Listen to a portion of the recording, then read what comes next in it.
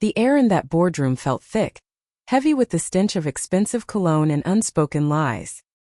He walked in, my Uncle Robert, like he owned the very air we breathed, a smug, self-satisfied grin plastered across his face. 30 years.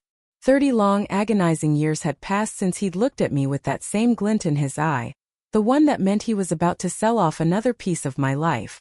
My stomach churned, a volatile mix of bile and pure, unadulterated fury.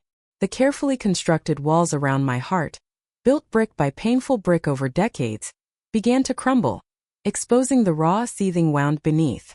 He didn't even see me at first, not really. Just another woman in an expensive suit, another executive he'd have to charm or, more likely, intimidate. He settled into the chair across the gleaming mahogany table, oblivious to the storm brewing in my eyes, a storm that had been gathering strength for half a lifetime. His assistants bustled around him, laying out documents, adjusting his water glass, catering to his every whim. It was sickening watching him in his element, surrounded by the fruits of his betrayal, while the ghost of a terrified little girl screamed inside my head. The pen in his hand, a solid gold instrument of his power, gleamed under the harsh fluorescent lights, ready to seal his biggest deal yet. "Good morning, everyone," he boomed, his voice echoing in the too quiet room. It was the same voice that had once lulled me into a false sense of security, the same voice that had promised me sweets if I was a good girl, before handing me over to strangers. A tremor ran through me, a primal shudder that made my hands clench beneath the table. The memory, sharp and cold as a winter wind, sliced through my carefully maintained composure. I could almost feel the rough wool of the blanket I was wrapped in, the chill of the night air, the suffocating fear as I was carried away from everything I knew. My assistant, Sarah, ever perceptive, shot me a worried glance. She knew something was wrong, could feel the tension radiating off me, but she couldn't possibly grasp the depth of the abyss I was teetering on. My jaw ached from clenching it so hard, trying to hold back the scream that clawed at my throat. I could feel the blood pounding in my ears, a frantic drumbeat urging me to unleash the beast within. This wasn't just a business meeting anymore. It was the culmination of a lifetime of suppressed rage, a collision of two worlds that should never have met again. He finally looked at me, a fleeting, dismissive glance, before turning his attention to the projector screen. It was then, in that fleeting moment, that something shifted. Perhaps it was the intensity of my gaze, perhaps a flicker of a long-buried memory in the deepest recesses of his cruel mind. His confident posture stiffened ever so slightly. A tiny frown creased his brow, a momentary crack in his impenetrable facade of self-importance. He dismissed it, of course, probably attributing it to pre-meeting jitters on my part, but I saw it. I saw the seed of unease begin to sprout. "So," he began, his voice still too loud, too confident, "I believe we're all here to discuss the terms of the merger." He gestured vaguely at the screen, and I watched his hand, the same hand that had once ruffled my hair, the same hand that had signed away my childhood. A red mist descended over my vision. The meticulous planning, the years of hard work, the careful strategic maneuvers to get him into this room, sitting across from me, all of it dissolved into a single burning desire to make him see me, to make him understand what he had done. My chair scraped loudly as I pushed back from the table, the sound echoing through the sudden silence of the room. Every head snapped toward me, confusion etched on their faces. Robert's eyes finally truly met mine, and for the first time, I saw a sliver of genuine curiosity, a hint of irritation.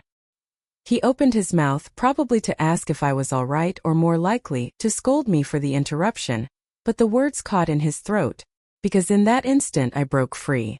The chains of politeness, of professional decorum, shattered into a million pieces. My voice, when it came, was a raw, guttural cry that ripped through the quiet like a physical blow. It wasn't the calm, measured tone of a CEO.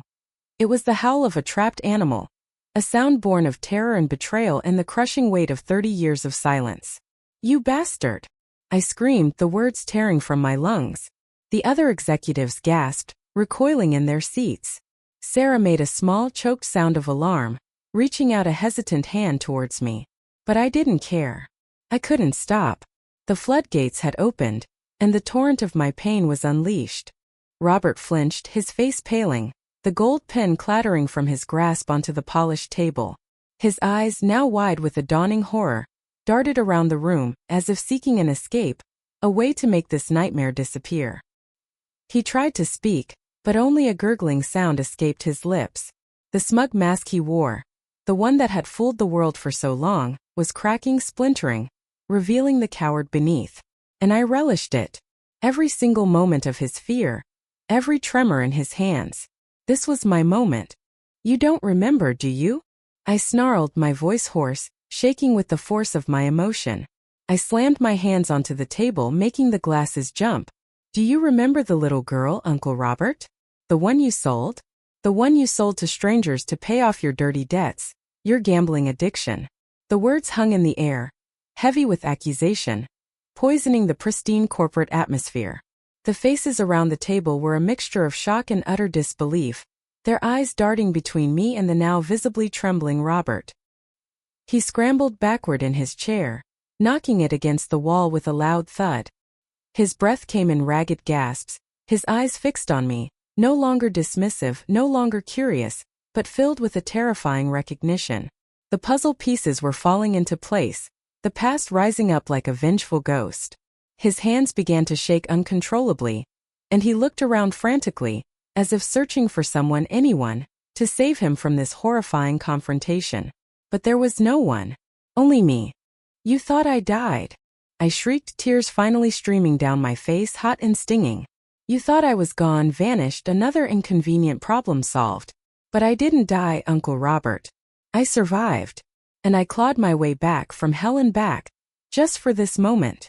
My voice cracked with the raw emotion, but I pushed through it, fueled by decades of silent suffering. The dam had broken, and the truth, ugly and painful, was pouring out. He tried to stand, perhaps to run, to escape the undeniable truth of my accusations, but his legs seemed to give out. He slumped back into his chair, a broken, terrified man. The facade was completely gone now, replaced by pure, naked fear. His face was ashen, his hair, usually so meticulously combed, now seemed disheveled, his expensive suit suddenly looking cheap and ill-fitting. The mighty Uncle Robert, the corporate shark, was nothing more than a cowering, pathetic figure. And then, as if summoned by the sheer intensity of my anguish, another voice, ancient and chillingly calm, drifted into the room. It was a whisper, yet it cut through the chaos like a surgeon's blade, silencing every gasp, every rustle. It wasn't just in my head. It was real, a presence that made the air crackle with something otherworldly. It was the voice of my grandmother. He thought you were dead, my child. The voice began, each word a cold, deliberate icicle. It was a voice that belonged to the shadows, to the secrets long buried. He thought I was dead. But some debts, you see, are paid in a currency far more terrible than money. And some ghosts, they walk among the living. The profound calm of her voice, amidst my raging fury, was spine-chilling. Robert's eyes, already wide with terror, bulged further, fixed on some unseen point beyond me, beyond anything in the room. He knew that voice. He knew her. And his face, already pale, turned a sickly, deathly shade of gray. The game was truly over. The air was still electric, even after her voice faded. Robert, my uncle, was a crumpled mess in his expensive chair, a pathetic caricature of the powerful man he pretended to be. The other executives were frozen, their faces a mixture of confusion, horror, and a dawning understanding. They had just witnessed a public execution, not of a person, but of a carefully crafted illusion. My fury, though still simmering, began to recede just enough for me to pull back from the edge, to regain some control. This wasn't about a raw explosion of anger anymore. It was about precision, about laying bare the cold, hard facts. It was about showing them the monster he truly was. I took a slow, deliberate breath, steadying myself. My voice was calmer now, though still laced with the sharp edge of righteous indignation. You want to know why I just ruined a multi-million-dollar deal? I asked, looking directly at the stunned faces around the table, not at Robert, who was practically hyperventilating. You want to know why this man, your esteemed business partner, is shaking like a leaf?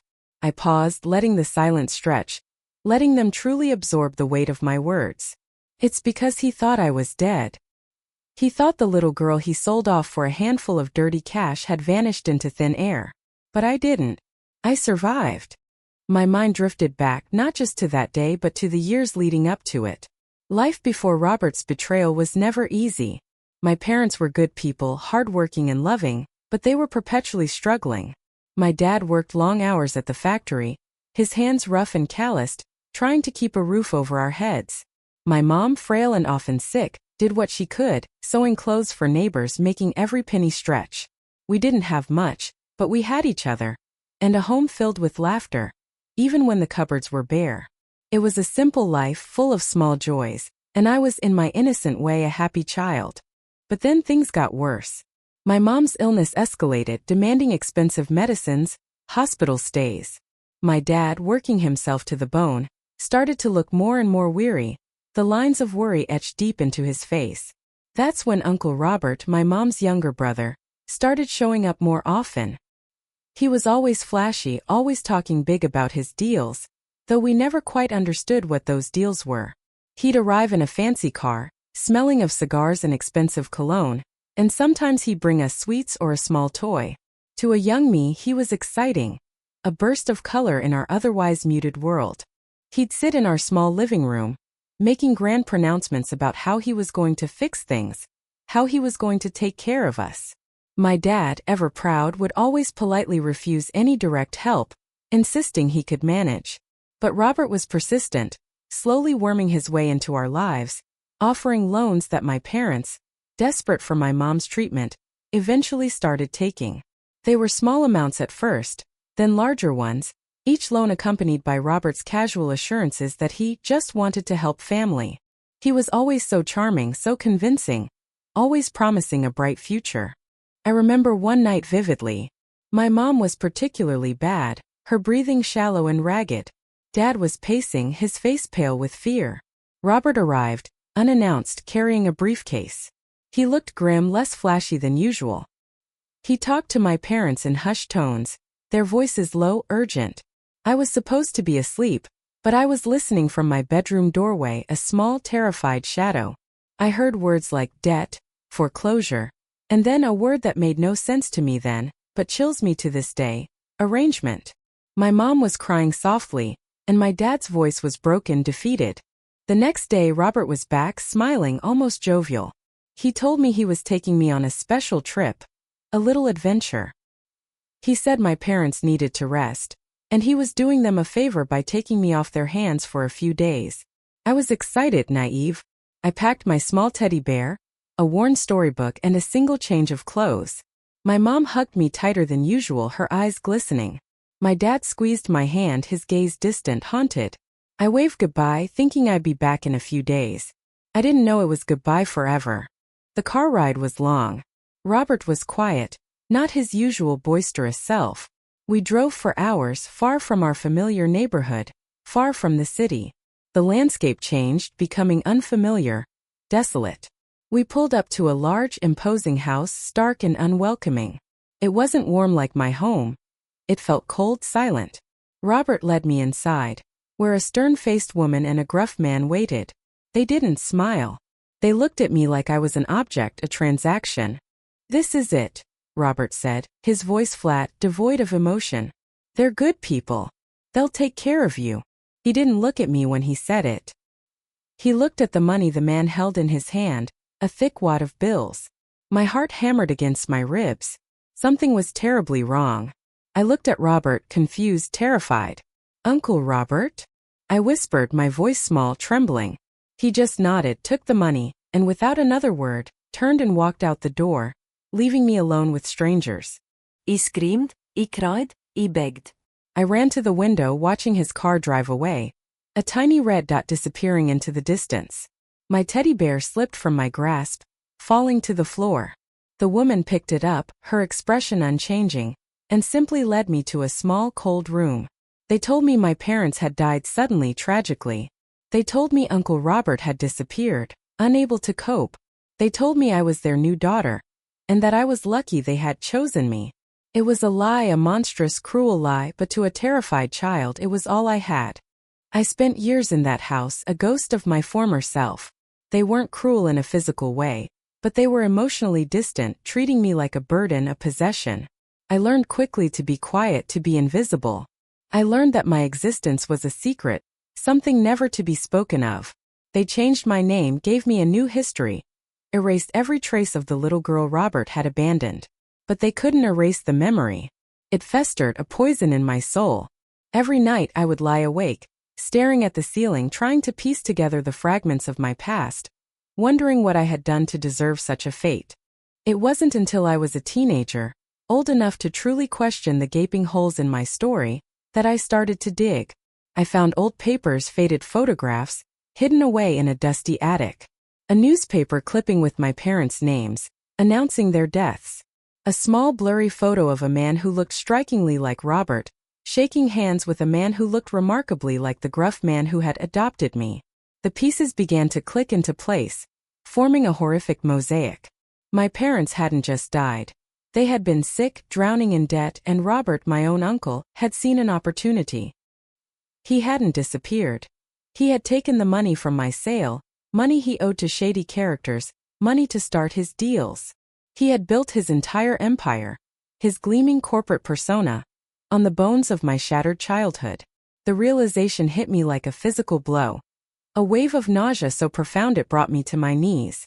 The sympathy I had held for my struggling parents, the pity I sometimes felt for Robert's supposed gambling problem, twisted into something ugly and cold. It wasn't just a betrayal. It was a calculated, heartless act of absolute cruelty. I learned that the woman who adopted me was part of a discreet, illicit network that facilitated these arrangements for desperate families and desperate buyers. My uncle had used this network, seeing a child as a commodity, a quick fix to his spiraling debts. He wasn't just a gambler. He was a trafficker, selling his own flesh and blood. The anger, then, was no longer just about personal hurt. It was about an insidious evil, a complete lack of human decency that made my stomach clench. This was more than just a family secret. It was a crime. The situation escalated from a personal tragedy to a deep-seated mission for justice. I wasn't just a victim anymore. I was a survivor with a purpose. Every day, every obstacle I faced, became a step towards this moment. I pushed myself through school, through university, through the cutthroat world of business, fueled by a singular burning desire, to stand across from him, to look him in the eye, and to make him pay. But the truth, I would soon discover, was even more twisted than I imagined. He hadn't just sold me and forgotten. He had covered his tracks, erased his own involvement, and even convinced others that I truly was dead. He believed his own lie. And the one person who knew the truth, the one person who silently watched over me, was someone he never ever expected. My grandmother. And she was about to make her presence known, in a way that would freeze him to his core. His face, still a sickly gray, was a masterpiece of raw terror. He mumbled something, a pathetic, half-formed denial, but the words died in his throat. The other executives were shifting nervously, exchanging horrified glances. Sarah, my loyal assistant, had moved closer, her hand resting lightly on my arm, a silent anchor. The raw, gut-wrenching truth of my past hung heavy in the air, a poisonous cloud. I knew they were trying to make sense of it, trying to reconcile the successful CEO before them with the abandoned child I claimed to be. But the story wasn't just about my suffering. It was about the dark web of lies and betrayal he had woven to build his empire. You want to deny it? I challenged him, my voice steady now, each word a hammer blow. Go ahead. Lie. It's what you do best, isn't it? But I've got more than just memories, Uncle Robert. I've got proof. Proof that you sold me. Proof that you used the money to pay off your debts. Proof that you then used that money to get your first big break in business. His eyes darted around the room, desperate, trapped. He knew I wasn't bluffing. The sheer weight of my conviction, the intimate details I knew, were enough to shatter his carefully constructed world. And then I hit him with the first major blow, the one that would truly make him squirm. Do you remember Aunt Carol? I asked, my voice dripping with ice. His head snapped toward me, his eyes widening further, if that was even possible. Your loving wife? The one who pretended to comfort my grieving parents, while secretly helping you make the arrangements for my departure. A gasp rippled through the room. This was a double betrayal, a much deeper cut. Aunt Carol, a seemingly innocent bystander, was revealed as complicit. Yes, Aunt Carol. The quiet, gentle woman who always brought me cookies. She was the one who had made the phone calls, who had subtly nudged my parents into accepting Robert's loans. She was the one who had packed my little bag that day, pretending to be helping, while knowing exactly where I was going. I had uncovered letters faded and hidden between her and Robert, discussing the transaction, the amount, the timeline. She wasn't an innocent victim of his schemes. She was an active participant, driven by fear of his creditors, or perhaps a darker, colder self-preservation. My investigation, initially a desperate search for my own truth, had become an obsessive dive into every shadowy corner of Robert's past. I found the dirty money trail, the obscure bank accounts, the shell companies he'd used to hide his illicit earnings. And through it all, like a constant thread, was the name of a certain Mr. Peterson, a crooked lawyer, an authority figure who facilitated these back-alley adoptions. He was the one who had handled the paperwork, making sure everything looked legal on the surface while deep down it was anything but. Peterson was his go-to guy, his cleanup crew for messy problems. Peterson, I spat, watching Robert flinch at the name. Does that name ring a bell, Uncle? Your little fixer? The man who forged documents, who silenced whispers, who helped you erase a little girl from existence. His face was a mask of pure panic now. He knew I had gone deep, far deeper than he could have ever imagined. He had thought all his tracks were covered, all his dirty secrets buried.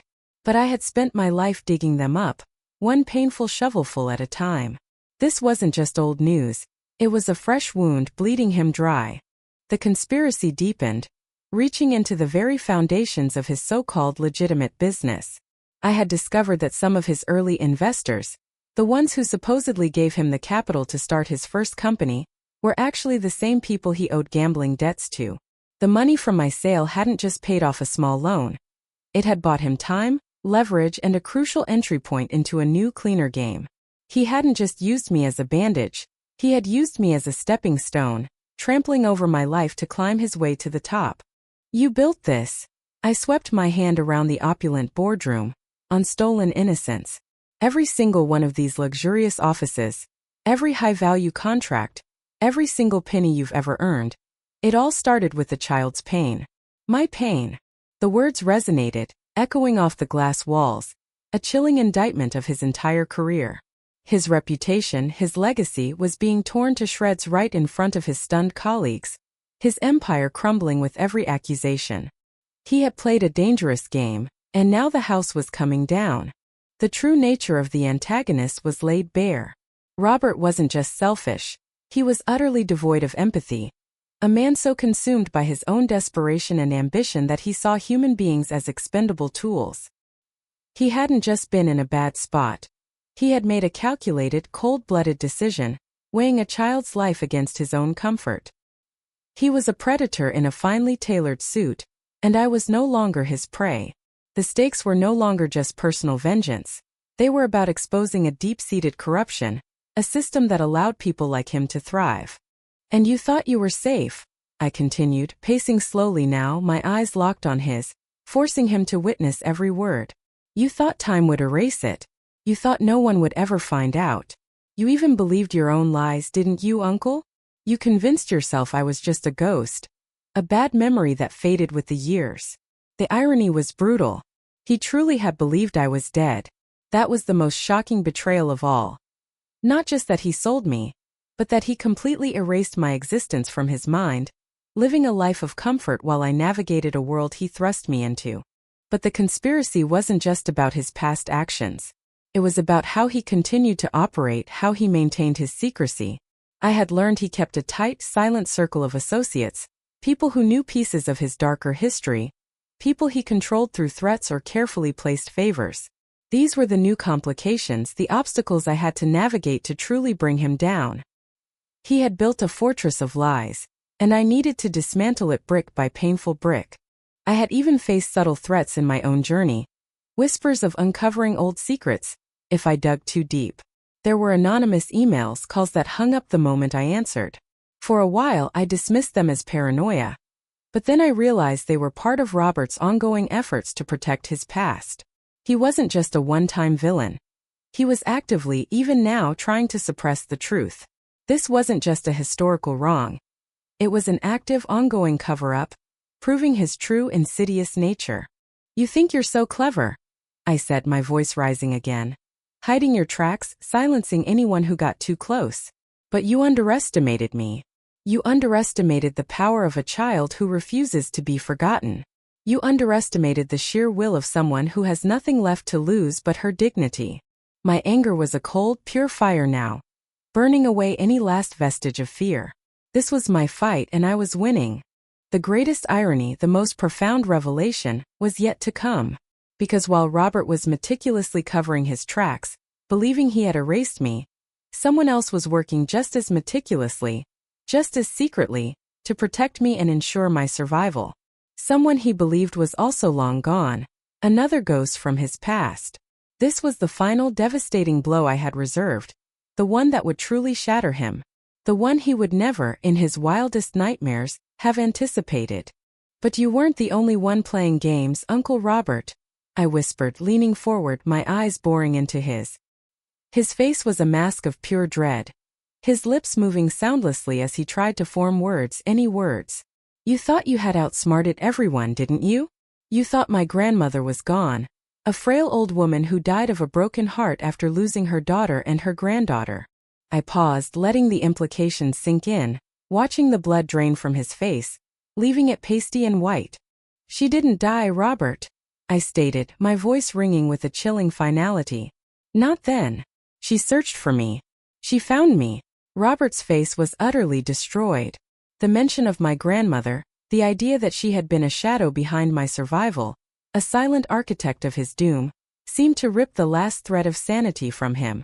He whimpered, a sound so utterly pathetic, so unlike the booming, confident man he had always pretended to be, that it was almost pitiful. Almost.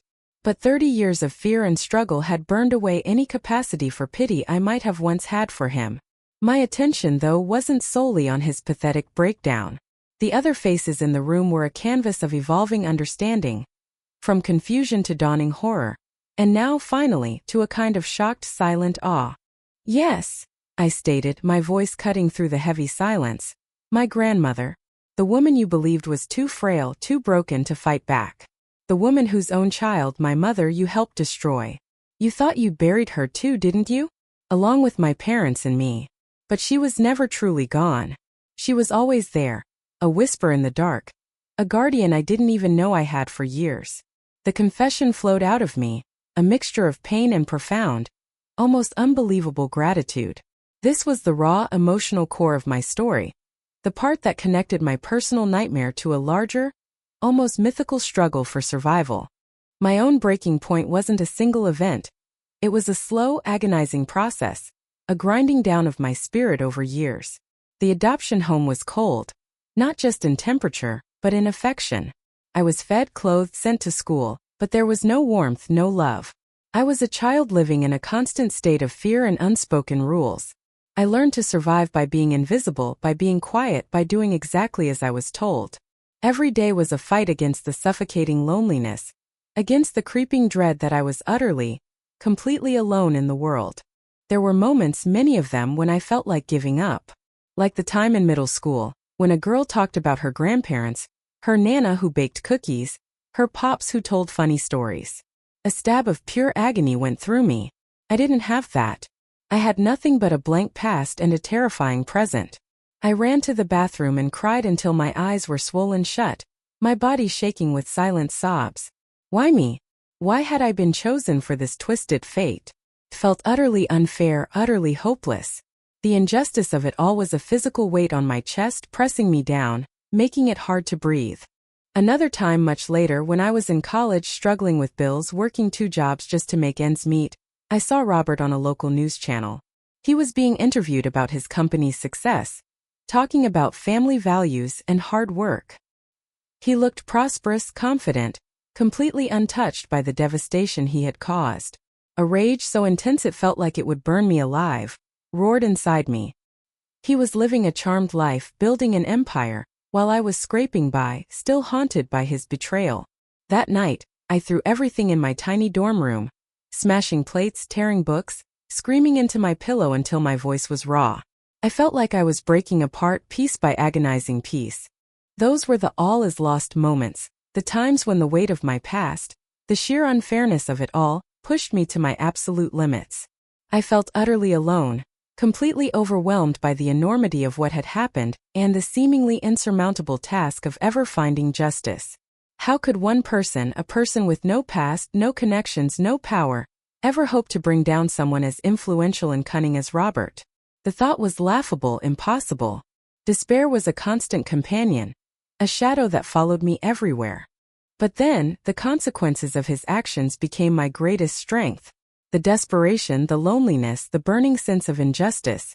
It all fueled me. I developed an almost superhuman drive. I studied harder than anyone, worked smarter, learned everything I could about business, about law, about how the world really worked. My mind became a sponge, soaking up knowledge not just for success but for survival. I became fiercely independent, trusting no one completely, relying only on my own wits and determination.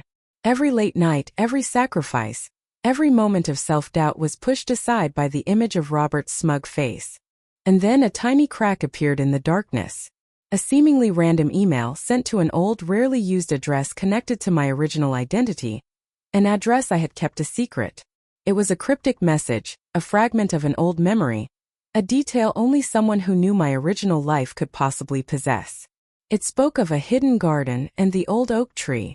My grandmother's garden. Her oak tree. My heart leaped into my throat. Was it possible? Could she still be alive?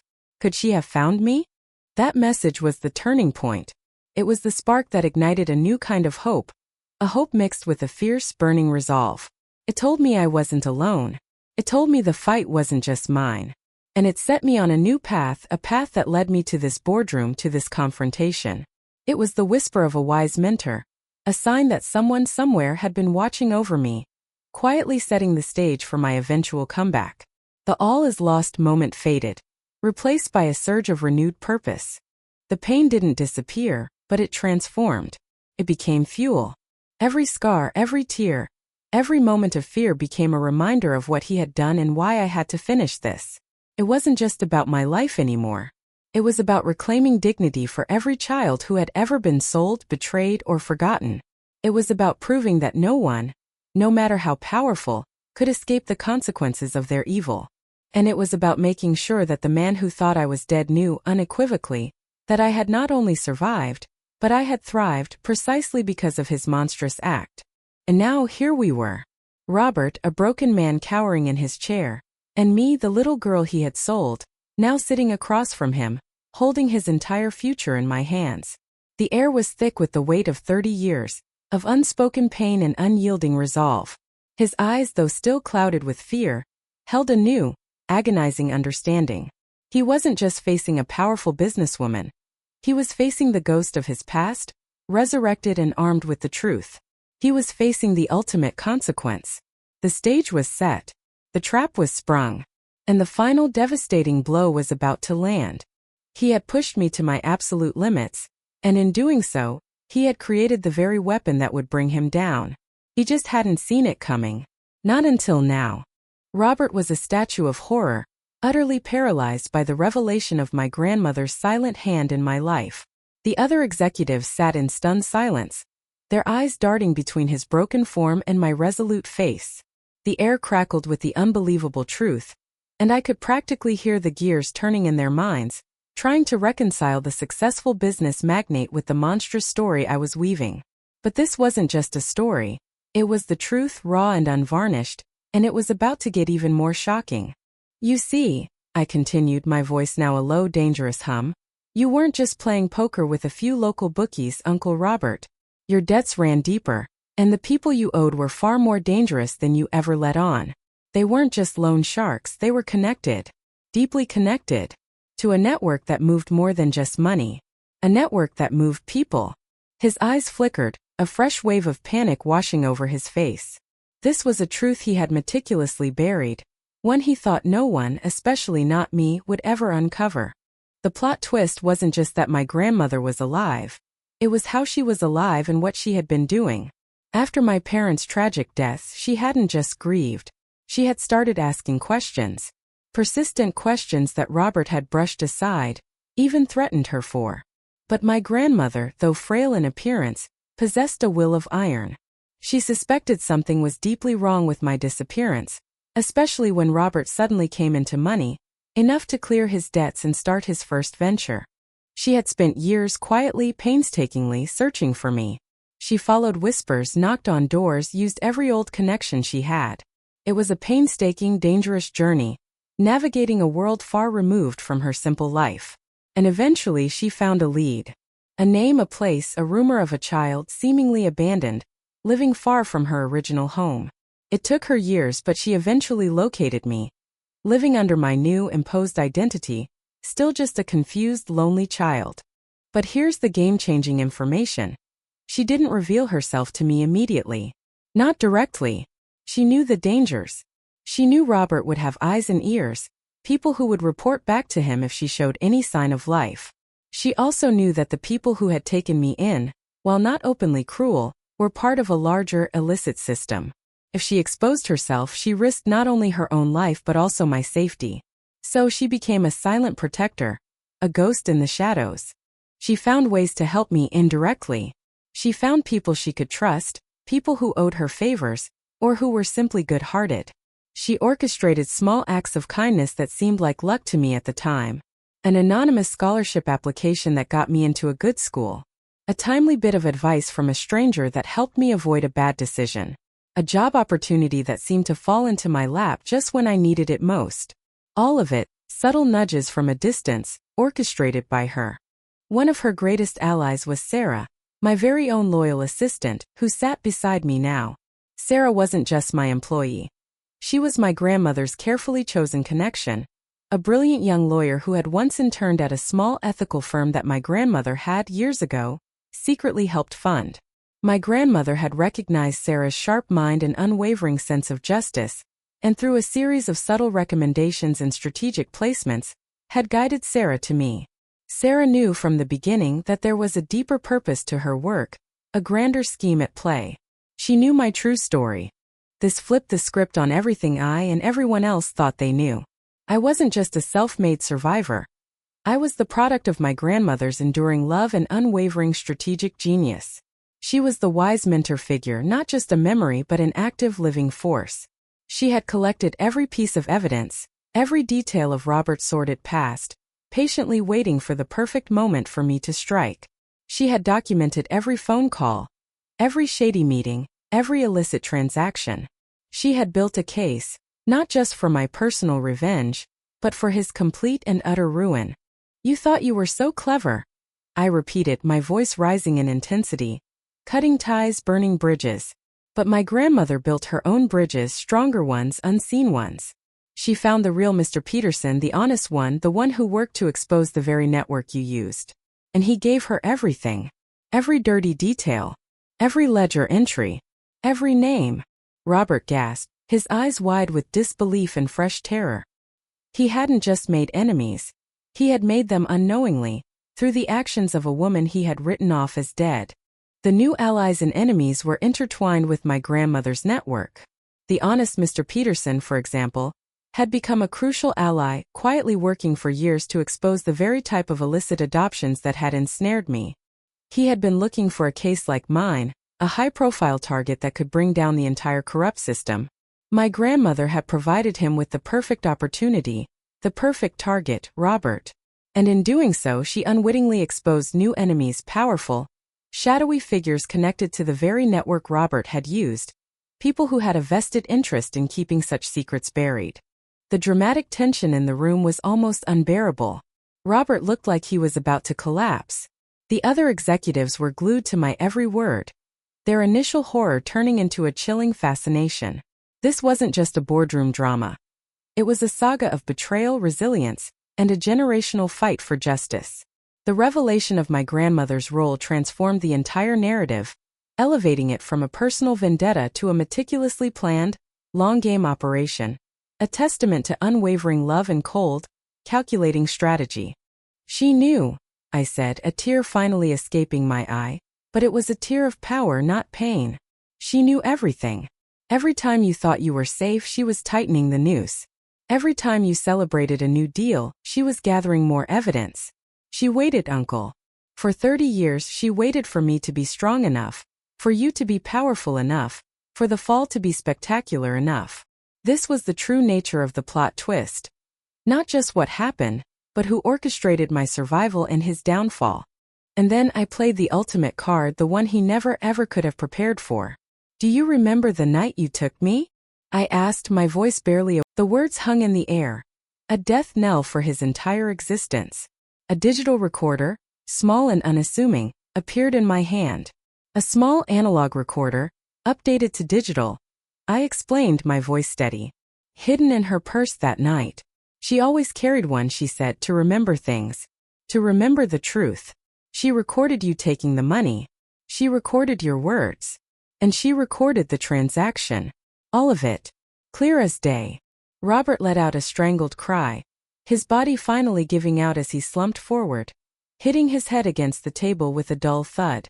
The sound was sickening, but to me it was the sweet music of justice. His empire wasn't just crumbling, it was disintegrating. And the reckoning truly had just begun. Robert lay slumped on the table, a pathetic heap of expensive fabric and shattered arrogance. The dull thud of his head against the polished wood echoed in the suddenly silent boardroom, a sound of finality. The other executives were no longer just shocked.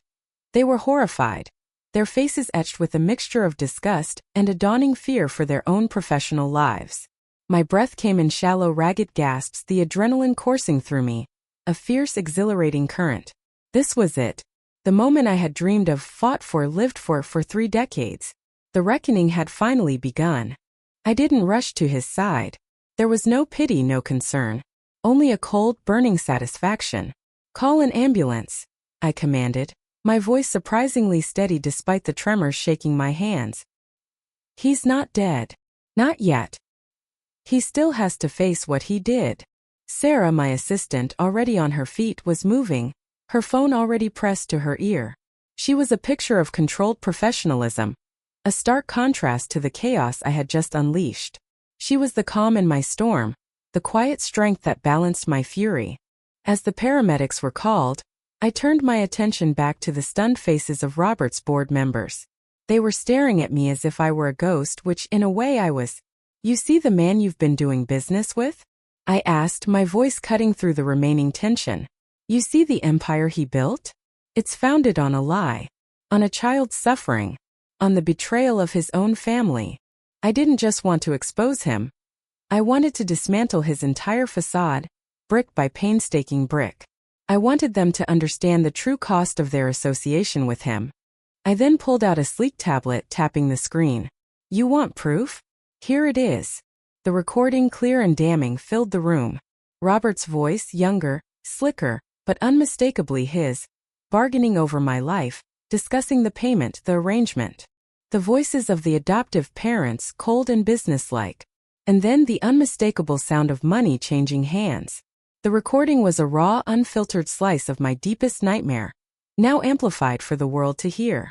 The executives gasped, some recoiling, their faces turning green. This wasn't just my word against his. It was his own voice condemning him. The underdog was finding her strength, not just in fury, but in meticulous preparation. Every step I had taken, every company I had built, every deal I had closed was a strategic move on this chessboard. I had learned to play the game better than him, to anticipate his moves, to leverage his weaknesses. He thought he was untouchable, but I had been weaving a net around him for years. A net made of legal loopholes, financial discrepancies, and the undeniable truth. "This isn't just about my personal story," I continued, my voice gaining power, "though that's certainly part of it. This is about corporate integrity. This is about due diligence. This is about the kind of man you've allowed to represent your brand, to lead your company." I watched their faces, seeing the wheels turn, the frantic calculations of how this would impact them. How would this affect their stock prices, their public image, their own careers? Robert's downfall was becoming their problem, and I savored it. I explained how I had methodically acquired shares in his company, quietly through various proxies, enough to get a seat at this very table. Enough to demand a meeting. Enough to trigger a clause in his most important contracts that allowed for immediate termination in the event of gross moral turpitude or criminal activity. His biggest contract. The one he was so desperate to sign today, was now the very lever of his destruction. His own greed, his rush to finalize this deal, had trapped him. The confrontations weren't just verbal. The truth-telling moments came with undeniable evidence.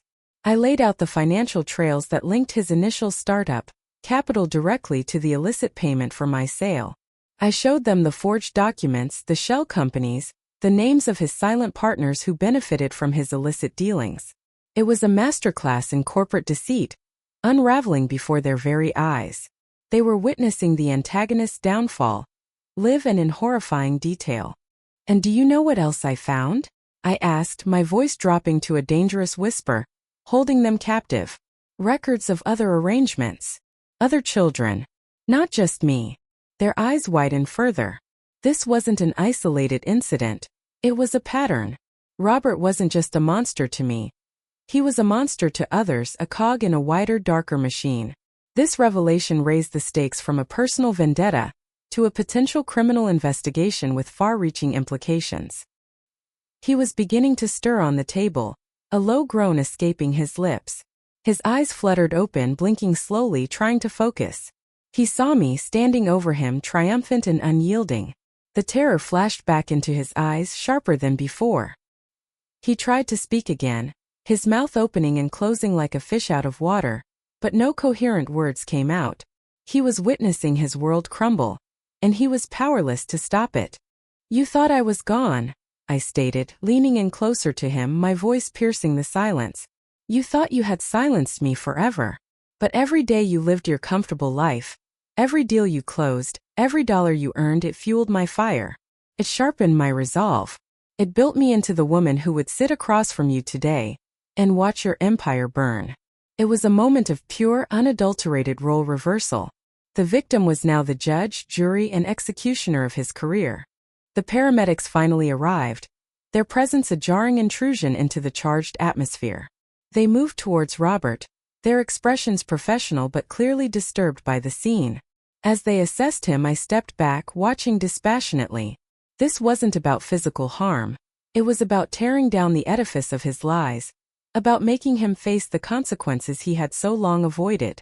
The building of this climactic showdown had been years in the making, every step calculated, every move precise. And now the final act was about to play out. The paramedics were trying to revive Robert, but he was barely responsive, a whimpering, shuddering mess. His once smooth hair was now plastered to his clammy forehead, and his tailored suit looked like a discarded rag. The air in the boardroom, once crisp and controlled, reeked of his fear and the stench of exposed lies. I watched him, impassive, as the medics worked. There was no joy in his physical distress, only a deep, quiet satisfaction that the man who had stolen my childhood was finally facing the full, crushing weight of his monstrous deeds. This wasn't just about my pain anymore. It was about the absolute triumph of justice. "He'll be fine," I stated, my voice cutting through the hushed murmurs of the remaining executives. "Physically, anyway. Mentally, he's just received the bill for 30 years of deceit." I looked at each of them, forcing them to meet my gaze. "This merger? It's off. Not just because of this," I gestured to the crumpled Robert, "but because the foundation of his company is built on fraud. And I have the evidence to prove it, not just his personal crimes, but the financial manipulation, the hidden accounts, the way he laundered the money from my sale into his legitimate business." I pulled out more documents, printed reports, clearly organized and damning. "Every single one of you in this room has a fiduciary duty to your shareholders," I said, my voice gaining strength, "to protect their investments. And I promise you, by the end of today, those investments will be worthless if you proceed with this. Not because of my emotional outburst, but because I have already alerted the financial authorities, the media, and a special task force dedicated to exposing these very kinds of networks." Robert's eyes, now open and flickering with a terrifying clarity, widened even further as he heard my words. He tried to lunge, a desperate, pathetic attempt, but the paramedic gently restrained him. He was like a cornered animal, seeing all his escape routes vanish. The lies he had lived, the empire he had painstakingly constructed, were crumbling around him. The man who had believed himself untouchable, above the law, above morality, was now a mere spectacle, stripped bare of all his power and prestige. All those lucky breaks he had early on, I explained, gesturing towards the disgraced CO. The sudden capital, the strange windfalls that propelled his company forward? They weren't luck. They were the proceeds of criminal acts. My sale was just one of them.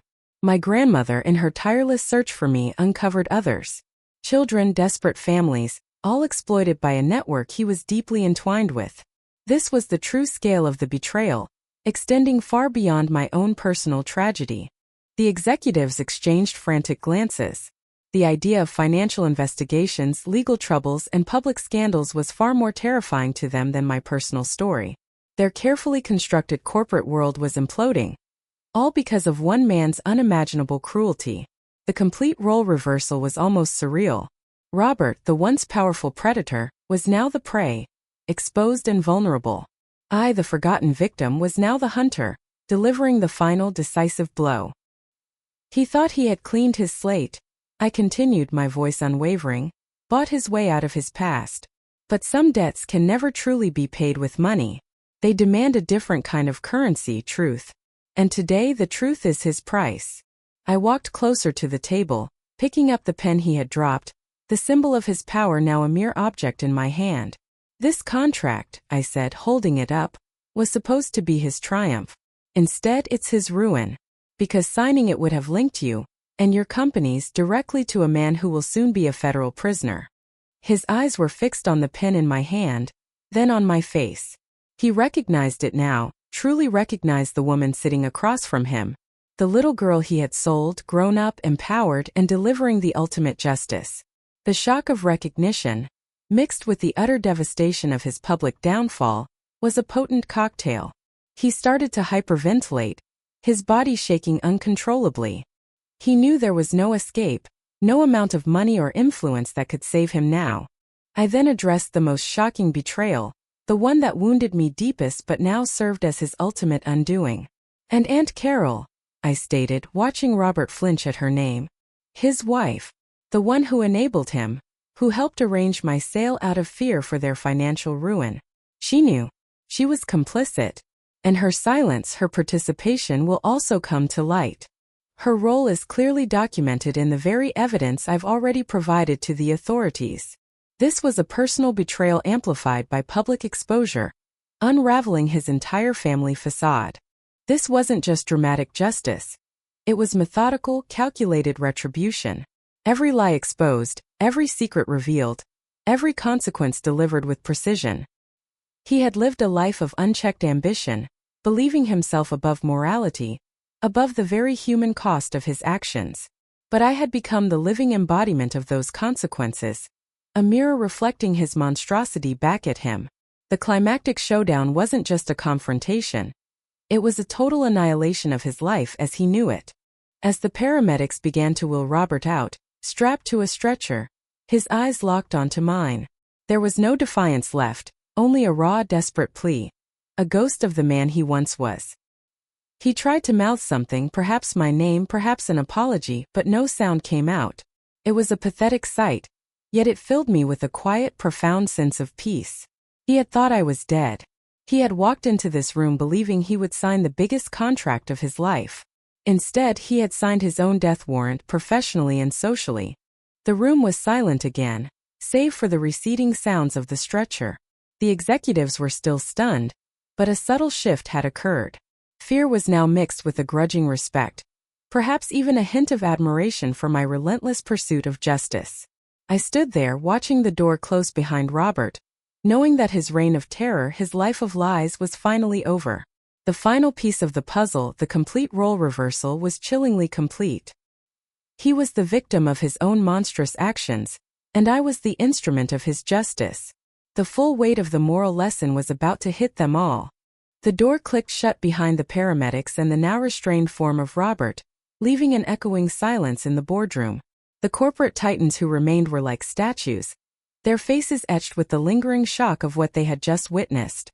My fury, which had burned so intensely, slowly began to subside, replaced by a calm, resolute power. This wasn't just about Robert's downfall. It was about the profound, undeniable truth of consequences, about the power of the human spirit to reclaim what was stolen. You've seen the raw truth today. I began, my voice clear and steady, cutting through the heavy air. Not just a family drama, but a lesson in what happens when greed and depravity are left unchecked. Robert thought he could buy his way out of anything, even the life of a child. He thought money could erase his sins. He was wrong. Terribly wrong. I looked at each of them, letting my words sink in, making sure they understood the gravity of the situation. This wasn't just about my justice. It was a universal truth being laid bare. The long-term consequences for all characters were already unfolding. Robert's ruin was swift and complete. The media, already tipped off, would soon be swarming. His company, built on a foundation of lies and illicit gains, would collapse. He faced not just financial ruin and public humiliation, but serious criminal charges for human trafficking, fraud, and money laundering. He would spend the rest of his life paying for his crimes, not with the easily earned money he craved, but with his freedom, his reputation, and every shred of his former life. His arrogant smirk would be replaced by the cold, harsh reality of prison bars. And Aunt Carol? Her complicity, meticulously documented by my grandmother, would also come to light. She would face social disgrace, losing her standing, her friends, perhaps even facing legal investigations for aiding and abetting. Her silence, her fear, had turned her into an enabler, and now she would pay the price for it. Her comfortable life, built on my suffering, would shatter. She would live with the knowledge that she chose comfort over conscience, and that guilt, I hoped, would be its own kind of prison. As for me, the little girl who was sold, the underdog hero, my life, though forever marked by the trauma, had transformed. I continued to lead my company, not with Robert's ruthless ambition, but with a firm commitment to ethics, transparency, and social responsibility. I used my resources, my influence, not just for profit but for purpose. I established foundations dedicated to preventing child trafficking, to helping survivors find their voices and reclaim their lives. My success wasn't just about financial gain. It was about creating a legacy of hope and change, a stark contrast to Robert's legacy of destruction. My loyal friend and supporter, Sarah, remained by my side, not just as an assistant, but as a true partner. Her sharp legal mind and unwavering integrity were invaluable, and together we worked to expose other insidious networks, to fight for those who couldn't fight for themselves. She found her own purpose in this fight, a satisfaction deeper than any corporate bonus. She became a symbol of unwavering loyalty and ethical strength in a world often dominated by darkness. And my grandmother, the wise mentor figure, though she had passed away some years ago, her spirit permeated everything. Her quiet strength, her relentless search, her meticulous planning. She was the true architect of my survival and Robert's downfall. I often visited her grave, sharing updates, feeling her presence, knowing that her love had transcended even death. She taught me that true power isn't loud or flashy. It's quiet determination, unwavering love, and a deep-seated belief in justice. She lived long enough to know I was safe, and to know that the plan to expose Robert was in motion. The theme of survival and reclaiming dignity wasn't just a concept. It was my lived reality. I didn't just survive, I thrived. I took the most traumatic event of my life and turned it into my greatest source of strength. My dignity, which had been stripped away the day Robert sold me, was not given back to me. I took it back, forcefully, bravely, by facing my oppressor and exposing his truth. This wasn't just a personal victory. It was a testament to the resilience of the human spirit, a beacon for anyone who felt lost or powerless. I looked at the remaining executives, their faces still pale, their initial shock giving way to a more sober reflection. What you witnessed today, I concluded, my voice rising, is a cautionary tale. A stark reminder that actions have consequences, that no one is truly above the law, or above basic human decency, and that sometimes the quietest victims can become the loudest voices. The most forgotten stories can become the most powerful lessons. The room was silent, save for the hum of the air conditioning. I had made my point. I had delivered the moral lesson with precision and unyielding truth. So when you leave this room today, I said, my voice resonating with purpose, don't just remember the scandal. Remember the cause. Remember the power of truth. And remember that even in the face of the darkest betrayal, hope can rise. And justice, however long it takes, will always find its way. I turned, walked to the head of the table, picked up the discarded gold pen, and snapped it in half. The sharp crack echoed in the room, a final symbolic act. My business here was done.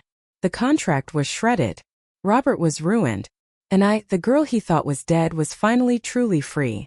I had not only reclaimed my dignity, I had shown the world that no price is too high for justice, and no past is too dark to overcome.